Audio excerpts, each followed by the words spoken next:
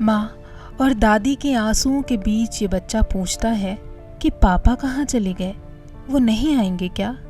नन्हे नन्हे हाथ जोड़े पापा की तस्वीर के सामने खड़ा मासूम कभी उदास नजरों से चारों तरफ देखता है, फिर फोटो के सामने सिर झुका लेता है।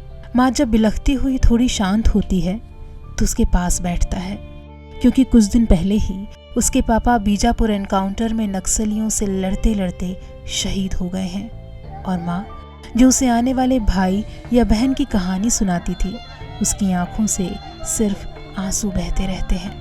शहीद जवान श्रवण कुमार के ऊपर अपने पूरे परिवार की जिम्मेदारी थी। परिवार में करीब 8 सदस्य हैं, जिनकी पूरी जिम्मेदारी श्रवण कश्यप ही उठाते थे।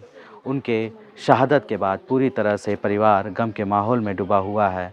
उनकी बूढ़ी माँ से लेकर विधवा पत्नी और इसके अलावा बहन, सभी की जिम्मेदारी श्रवण कुमार के ऊपर थी। बस्तर जिले के बकावंड ब्लॉक का बनिया गांव 3 अप्रैल के बाद से ठीक से सोया नहीं है।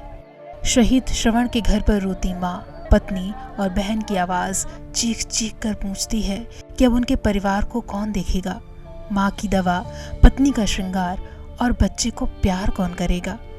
बड़ा भाई, भाभी और नानी का पेट भी तो श्रवण की सैलरी से भर रहा था। वो शहीद हुए और अब उनके घर पर शमशान सा सन्नाटा है। जो जवान थे वही नौकरी में थे क्या घर में? जी जी, वही घर चलाते थे जी। अच्छा सब तो मजदूरी काम करते थे अच्छा। जी। और तो ऐसे तो कुछ नहीं है अपन अपने। कितने साल का बेटा है उनका? उनका वही 3-4 साल का होगा। अच्छा, क्या उनकी पत्नी भी गर्भवती थी? जी, गर्भवती में तो है, 1-2 महीना ऐसी हुआ होगा। अच्छा, अब किस तरह की दिक्कतें जा रही है आप लोग को, क्योंकि एक जवान बेटा आपने खो दिया? जी, जो अपना श्रवण था इसलिए उसी के अनुसार में हम लोग का परिवार चल रहा था। और ऐसी तो हम लोग मजदूरी करते करते अपना जीवन यापन कर रहे थे। अब तो ये चला गया, हमको बहुत दिक्कत हो रहा है। श्रवण कश्यप साल 2007 में पुलिस सेवा में शामिल हुए थे। दुर्ग एसटीएफ बेस कैंप में ट्रेनिंग के बाद उन्होंने बस्तर संभाग के अलग अलग इलाकों में ड्यूटी की। कुछ महीने पहले ही उनकी पोस्टिंग सुकमा के अंदरूनी गांव के पुलिस कैंप में हुई थी। श्रवण ने साल 2013 में बकावंड की ही रहने वाली दूतिका के साथ जन्म जन्म साथ रहने की कसम खाई थी। उनका एक 4 साल का बेटा है और वो दूसरी बार पिता बनने वाले थे। दूतिका 2 महीने की गर्भवती है। ये बात जब शहीद को पता चली थी तो उन्होंने होली पर घर लौटने का वादा किया था, लेकिन गाड़ी नहीं मिली और वो नहीं आ पाए।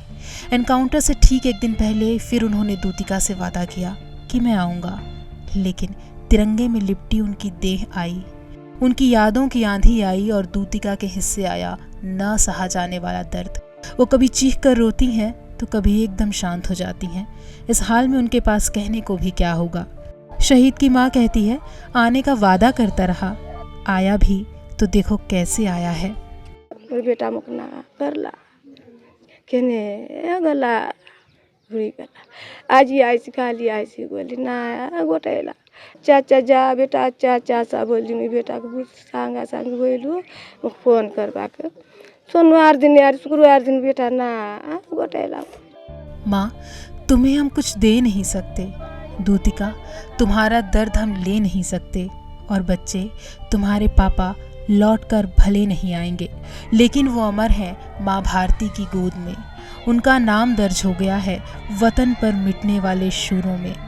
वो हमेशा याद किए जाएंगे बीजापुर के वीरों में। अशोक नायडू, ईटीवी भारत, बकावंड।